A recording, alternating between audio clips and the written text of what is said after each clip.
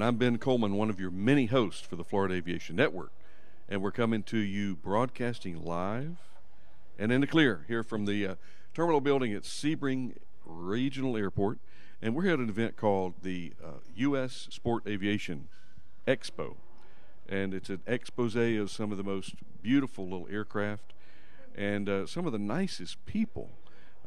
Speaking of some nice people, there's an organization that I'm kind of fond of because I like boats and I love airplanes. And there's some airplanes that are nice boats and some nice boats that are decent airplanes.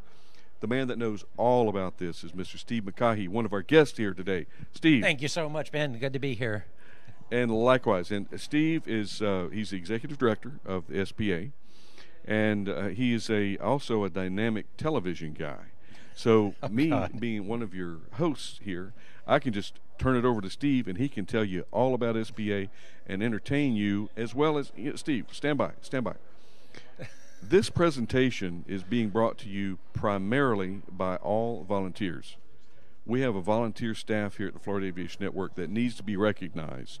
We do, actually. They're here year after year. Without the volunteers, this doesn't happen. And if you're watching this, it should be streaming live. And it is recorded, so we are in the clear, but you may be watching this years after it actually happens. This is 2019. So remember that you saw it first here live, and that noise in the background was Mike dropping something that always creates a little bit of havoc for folks on the set. But it keeps it live. Did we say this was live? It was live, I think. Okay. Yeah. All right, Steve. Okay, enough bantering about, and thank you for the volunteers. Steve, SPA, it's a very, very dynamic organization. Yes. And we have so much opportunity in the seaplane organization because everybody is, I don't know of anybody that's not fascinated by seeing a seaplane or float plane somewhere on the water. And it's always a time to stop. I don't know anybody that would just kind of, seaplane, and then keep on walking. They always want to pay attention to the seaplane. We need to capture that energy, and I know that you have some plans on how to do that. Oh, no pressure. So, seaplanes are, thankfully, one of the great things about being in the seaplane community is they are a natural magnet for people walking by with noisy carts. Did we mention that this was live? This is live from the terminal, and no pressure. No pressure. Didn't mean to interrupt you, Steve, but go ahead. So, seaplanes they're a natural magnet for people. When we land out on a shoreline at a restaurant or at a beach or marina, people come out of the woodwork, out of the entire community to come visit us and learn about seaplanes. So it's amazing that we have this incredible attraction that everyone wants to see a seaplane in the water, that they want to learn about a seaplane in the water, and yet there's only 26,000 seaplane pilots in the world. Mm-hmm.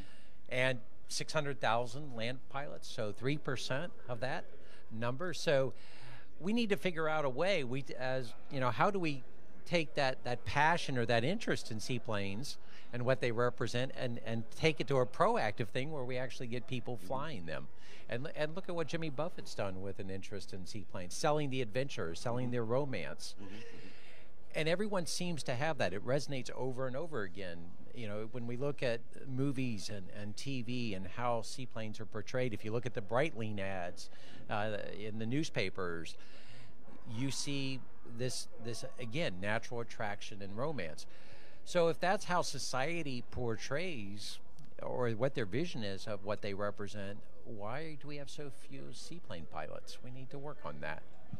I have the answer to that. That's an enigma that I have the answer to. Because, Steve, it's just because they don't know about it. Exactly. If they learn about it, and I come across so many pilots, and they find out somehow that I'm, either a member of the SPA, and they said, yeah, I've thought about getting my seaplane rating. Well, great. Have you thought about joining the association? Well, I'm not a seaplane pilot. Well, what better way to get introduced to That's it? the way you get involved, is you join the association. It gets you in the pipeline, gets you in the groove. It's probably expensive. Go for Yeah, it. probably expensive. So you can do your seaplane rating for under $3,000 in most places. How much to be an associate member? $55 to be a member. $55. Is that a month? $55. Is that a month? No. That's a year. Oh my goodness. Oh. I will loan them 55. Of course, I'll take it out on the back So end. that's $1.13 per week. You did the math, didn't you? I did the math. Well, So that's but less than a serious. Big Mac #1 meal per month. Okay, I'm So sold. I just have to keep you away from Hey, one Big Mac meal. I'm a month. bodybuilding here. I'm bodybuilding and doing a fine job of it. I'm on a bodybuild program and a hair loss program. Okay. And it's working out great. It So is. don't mess with Oh, me. it's working out great. So Anyway. So we need to get people interested. we do. And so like you said, how do we start that education process? Well, number one, if you have any interest in seaplanes whatsoever, reach out to the Seaplane Pilots Association at seaplanes.org and get engaged with us. Become a member. You get our magazine, Waterflying Magazine. You get an app that tells you where the seaplane destinations are. It gives you the events that we're doing. It has an entire calendar so you can plan your year where you can show up at seaplane events. And that's the best way to get engaged. And for pilots that are looking, you have to do a BFR every other year. So if you have to do a BFR, why not do an add-on rating? Mm-hmm. And in the advent of the glass cockpit society that we're living in as pilots, where more and more glass cockpits are taking over our aircraft, we're finding that pilots are losing their basic stick and rudder skills, that they're losing the connection to the aircraft. And we find that going and getting a tailwheel endorsement, getting a glider rating, or getting a seaplane rating is going to make you a better pilot. It's going to help you work on those skills that you're probably getting rusty on. Mm-hmm. And I've heard that, and I love to hear people say, well, I don't know, flying on water, I've heard it's kind of scary. I said, can be. Scary or exciting? It depends on how you handle, because in some cases you never have an emergency, or everything is an emergency. I mean, we got the wind blowing you. Well, if I lose power, what do? You're going to float into something. I mean, it's not if, it's when. So, one of the things I really like about flying seaplanes, and most seaplane pilots like, is that every landing is different. Every time you go someplace, whether it's in my backyard in the same lake I land in many times a week, or whether it's someplace new, is the water conditions are different. The amount of boats and what those boats are doing on the surface of the water, the docking technique or beaching technique that we're going to use is going to change by the conditions. And so, okay, not to pick on land pilots, but it's kind of easy to land on a piece of asphalt that's always the same. The surface is all the same. We have different wave heights, different wind conditions, different obstacles in the water, different approach obstacles. We don't have a clear path necessarily. So I find that much more of a cerebral experience. It's more engaging. It really heightens my enjoyment of the experience, and I think that's what we find with seaplane pilots. You used a big word, cerebral. I like that. I'm going to try that again this week sometime, a cerebral experience. But another thing to think about is planning ahead. That's another thing about flying seaplanes. You're constantly thinking ahead. Yeah. For folks that transition from a piston GA aircraft to a jet, for example, the first time they ever get into a jet, it's, oh man, I was so far behind that airplane. Yeah. You got to think ahead in a jet. Seaplane, you got to think ahead. What's the wind doing to me? Where am I going? Am I just going to putz How around am I and going to float get in the into water? shore when I'm still flying above the lake? Literally, I have to make my plan of how I'm going to get out of the lake before I even land in the lake, or in the waterway, whatever it be. So there's a lot of thinking ahead. Sea anchor. That's one of my secrets. Whenever I'm flying in the CB, I've got 2 100-gallon sea anchors. Really, really simple, but stop and think about it. You're out bobbing around in the water, and for some reason, your engine decides that it's not going to cooperate, and you're single engine. You don't want to toss the anchor out because you don't know how, well, sometimes you don't know how deep it is, but throw a sea anchor out. They're light. It's just a piece of string and some fabric. But little things like that comes in handy, but it's so much fun because typically you're flying seaplanes in typically good weather. Typically. Typically. Typically. But sometimes it can turn nasty. Yeah. And we've had people that have decided to, I'm landing. I'm not doing this. I'm not scud running. I know where there's a lake, and I know where there's some a safe landing area. That's where I'm going to go until this stuff blows over. Well, you know, you can use seaplanes to go, as we were discussing earlier. So my wife and I fly our seaplane quite often to Lakeside Inn in Mount Dora, and we go to Sunday brunch. We pull up on the beach. We have Sunday brunch. We go shopping in the town there, which is a very popular, you know, antiquing and shopping town. And then we fly home, and then we enjoy the rest of our day on Sunday. So you can go to a relatively populated area like Mount Dora, or you can go out within 10 minutes of most metropolises, 10, 15, 20 minutes.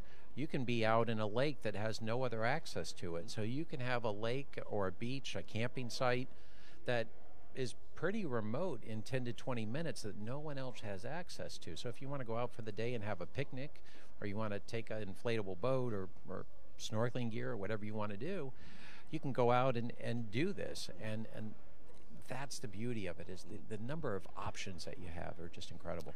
Steve, I'm going to throw something at you, and when one of your many, well, your primary role is an advocate. Yes. And I'm going to throw something at you that you've done a lot of studying on. I'm going to be completely ignorant about it, but Okay. and I want you to inform me and our guest, our viewing guests. Indigenous species. I've heard that seaplanes are guilty of ruining perfectly good, pristine lakes because they transfer all of the germs and the amoebas from one lake to another. What are you going to say about that? Aquatic invasive species, nuisance species.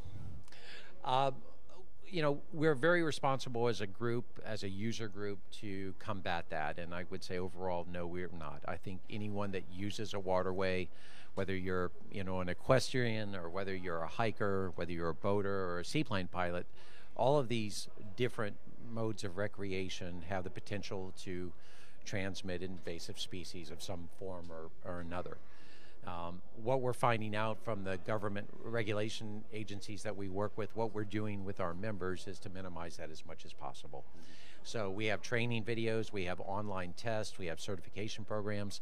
We're about to send our board. You just had Phil Lockwood on before, who's our chairman. We're going to get the entire board out with the U.S. government out in Lake Mead, which is infested with zebra mussels, and we're going to make all of our board members government trained and certified inspectors. So it really brings our knowledge base up. And then we're going to proceed to our field directors, and then again, we're looking for 100% certification from our members. So can we be part of the problem? Yes. It'd be, you know, I'd be disingenuous if I said no. But we are incredibly proactive in addressing this threat. And when we talk to the government regulators, they're really impressed that seaplane pilots have engaged them much more than other user groups. Well, and being part of the problem, potentially, you can also be part of the solution. And it really doesn't take long on a post-flight or once you pull the airplane out of the water to, you know, spray it down with about a 5% bleach water combination. Yeah. And so we're working with them on different ways to mitigate that risk.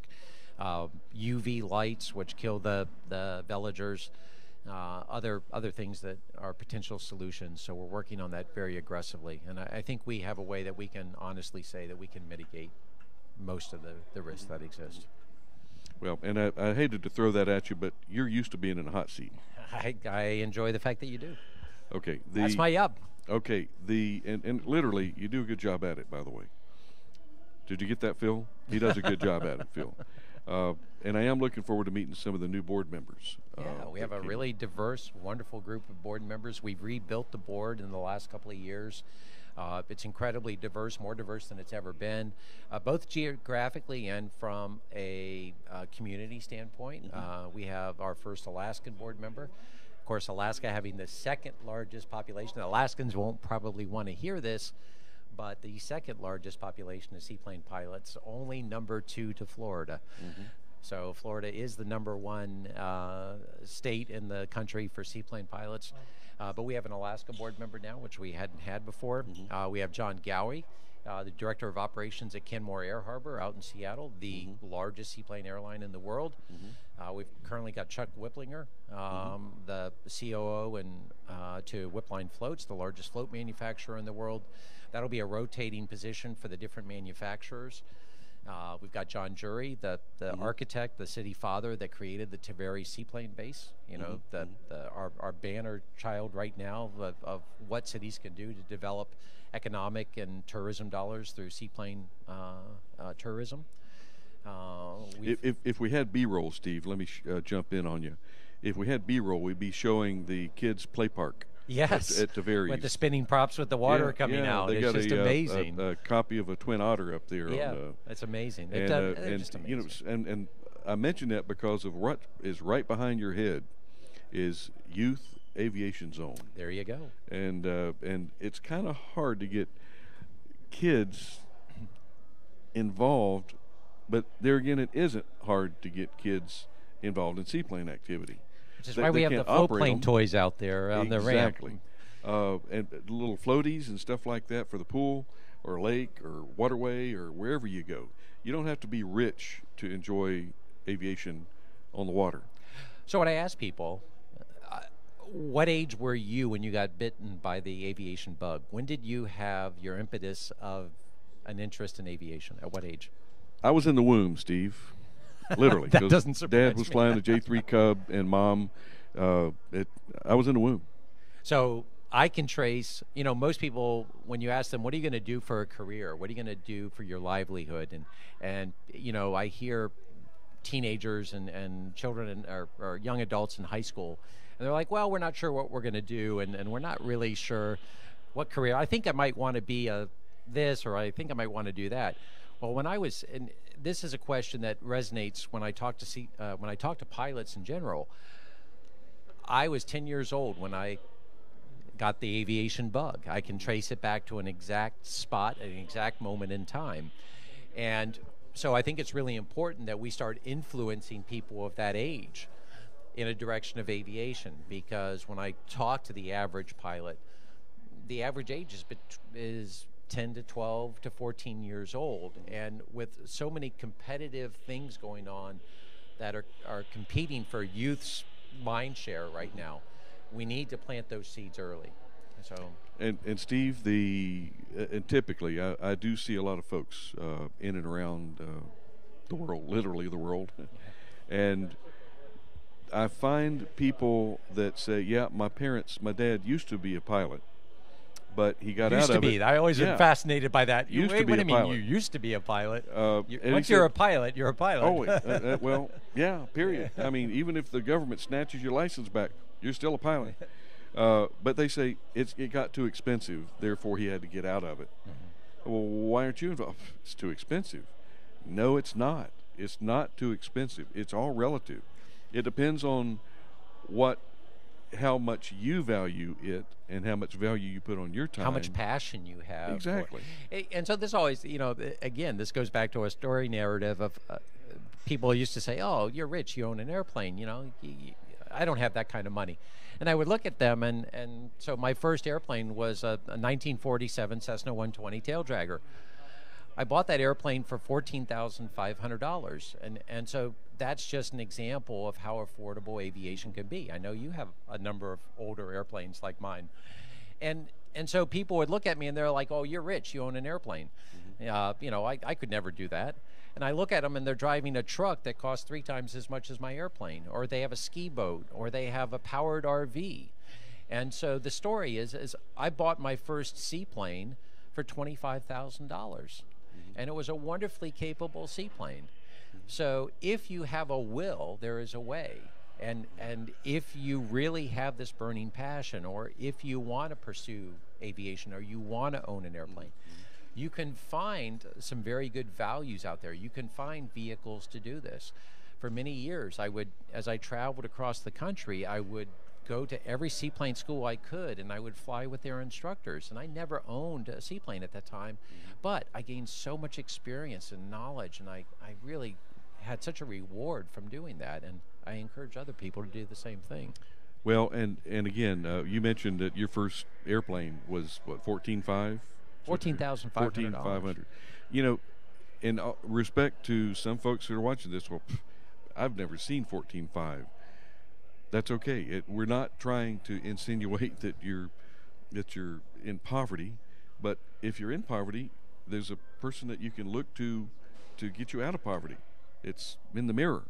So let's work together to improve whatever level you want to take your life to. And it's all relative. It really is. There's some people that it's hard to find a car for $14,500 today, and many, exactly. Definitely not new.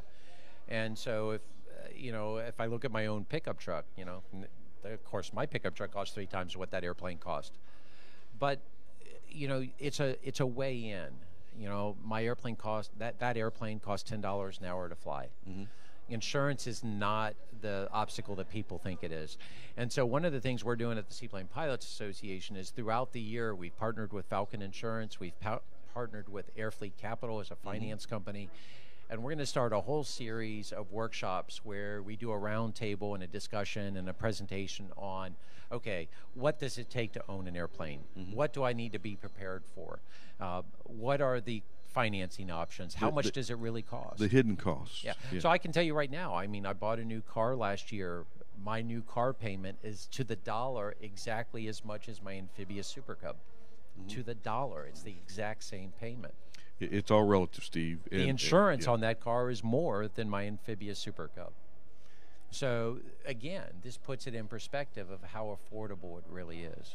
And there's people that they have a job to support their aviation habits. And, absolutely. And that's I did perfectly for many normal. years. and if you're fortunate enough to get into aviation as a career, you won't work another day in your life because your hobby is your vocation. Yeah. And that's living the dream. Exactly. and that's why it's so important that we share this information to our viewing audience, that it's so critical to enjoy life. It really is, because there's a lot to enjoy out there. We can get caught up in the goo and in the mire of all the problems and terrible things going on in the world, but I choose to let somebody else handle that. For example, today, this morning, it was a horrible day. Black clouds, windy, rain. It's a great day because I'm up, standing upright, breathing. And I get to sit down with you and have this conversation. Exactly. So how bad of a day can it be? And when the weather's that sour outside, it's a good day for ground school, ground training. Ground training, hangar flying. You betcha. Planning that budget to figure out how you're going to buy that airplane. And if you're not going to be flying within the next 8 hours, maybe a scotch or two. You never can tell. There you go. I'm just saying. But we need to enjoy aviation and do it safely, because we are here to educate, innovate, and aviate. But another thing that we're here for is to inspire, and that's why it's such a pleasure to have folks like you to talk with on this forum, to get this going, and keep it going, stir it up. The big thing is if you have to, we're here living this life, and you have a responsibility to yourself to draw as much excitement and adventure and reward out of it as you can. Mm-hmm. And so you have a responsibility to go out to make the incredible happen from my perspective. And that's one of the things I really enjoy about leading the association is I am impacting more people's lives. I want to show other people what's possible within your life. Aviation completely changed my life. And I can't imagine living life without aviation in my life. And to be able to be given the gift of working in this vocation and making a career out of it and getting to meet the people and take the adventures that we've done. And oh, by the way, did I mention the Seaplane Pilots Association is doing member adventures where we're taking our members on adventures. Let's develop that, and actually go to the website. Just Google Seaplane Pilots. And Steve, as we wrap it up here, I'm going to expose us. Okay. Oh. And back when Steve, before he was the executive director, there's another guy that I know that was wanting to be the executive director of SPA. There was another guy in that field. And therefore, we and out of the toss-up between these two, this guy won out. So I regard him now as number one, and you're number two. So it's just always, I'm number two, he's number one. That didn't sound right. Oh, well, we'll just we leave won't it go go with there. that. Anyway, I'm Ben Coleman, one of your many hosts for Florida Aviation Network, and we're going to sign off from this interview and look forward to the next one here at the Sebring Regional Airport from the U.S. Sport Aviation Expo. Actually, I got that reversed, but it's the Sport Aviation Expo. But that's okay. We can. Did I mention this was live? We're here live to you, and we're heading off to the next interview. See you later.